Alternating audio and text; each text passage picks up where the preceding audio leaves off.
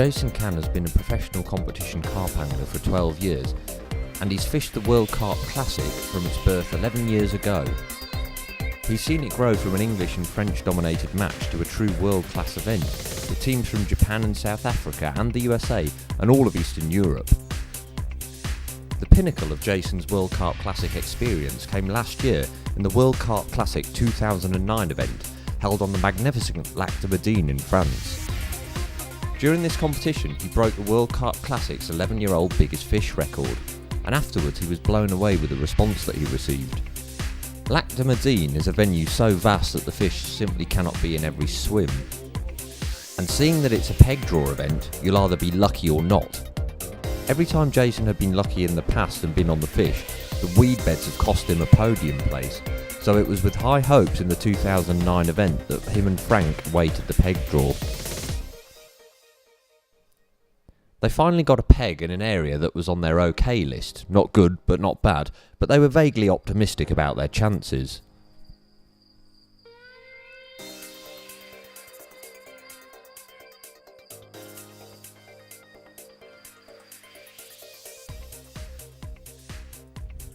They located the spots they wanted to fish and marked them with floats, fishing one rod each in the massive weed beds and one rod each at long range, about 170 metres.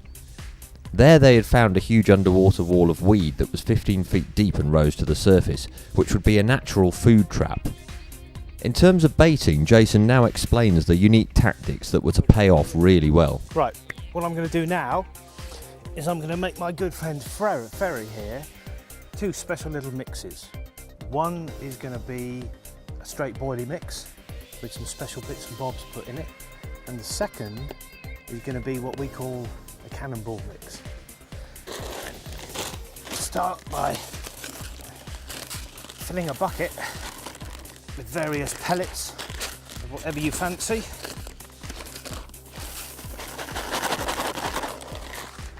And then stick in various things. But you mainly want the juices. You don't want too much hemp in it. Then a nice little slapping of corn.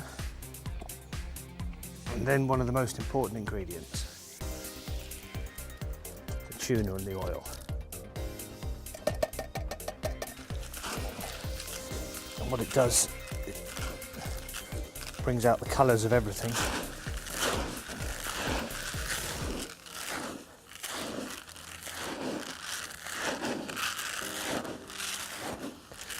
And once these pellets have broken down a bit, you'll actually be moulding it in a giant method ball or a cannonball as big as, you know, like a big melon. Put your lead in the middle, wrap your hook link around the outside, pat it down, and then you lower it down off the edge of the boat. But you need to make it up the night before so that the pellets and everything soaks down nicely. So that's the first one. Then we move over to here. We've just got a big bucket of boilies. So we've got a half sensible bucket of boilies. And then again in goes one of the magic ingredients. Tuna in the oil. A bit of dip.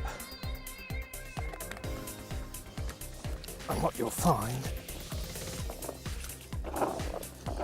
is that you leave this overnight and the baits soak it all up. Not only adds more attraction, or immediate attraction in the swim with oils coming off the bait, it actually stops them going off. And you can actually semi-preserve a bait in the swim, so you can use freezer baits if you need to, and you can stop them going off and going mouldy.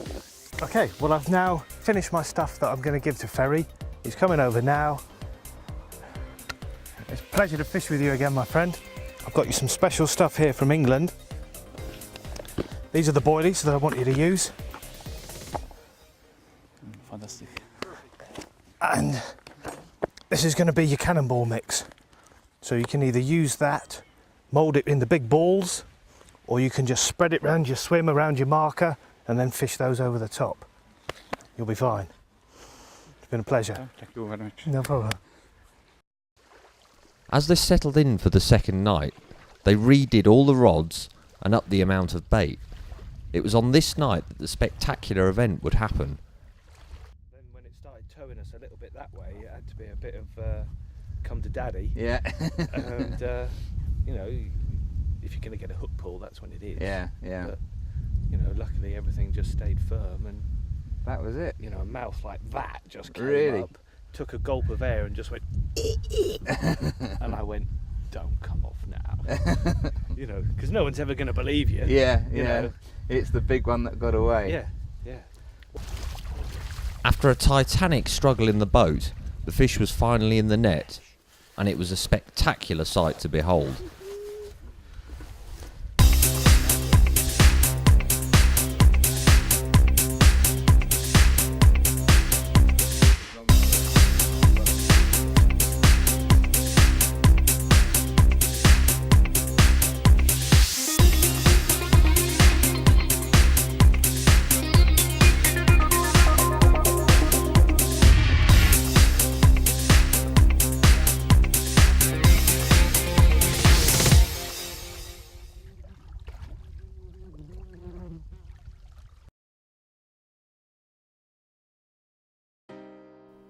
Unfortunately, the conditions and the huge weed beds meant that this was the only fish that they would catch.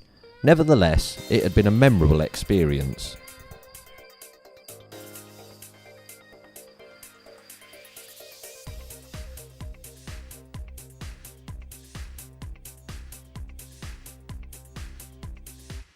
I thought it was probably the best event so far in the 11-year history.